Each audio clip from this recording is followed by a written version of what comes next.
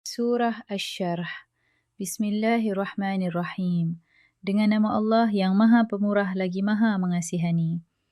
Alam nasrah laka sadrak.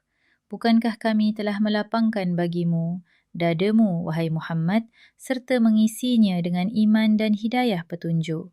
Dan kami telah meringankan daripadamu bebanmu menyiarkan Islam, yang memberati tanggunganmu dengan memberikan berbagai kemudahan dalam melaksanakannya, dan kami telah meninggikan bagimu sebutan namamu dengan mengurniakan pangkat Nabi dan berbagai kemuliaan.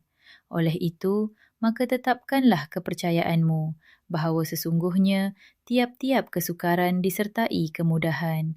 Sekali lagi ditegaskan bahawa sesungguhnya tiap-tiap kesukaran disertai kemudahan.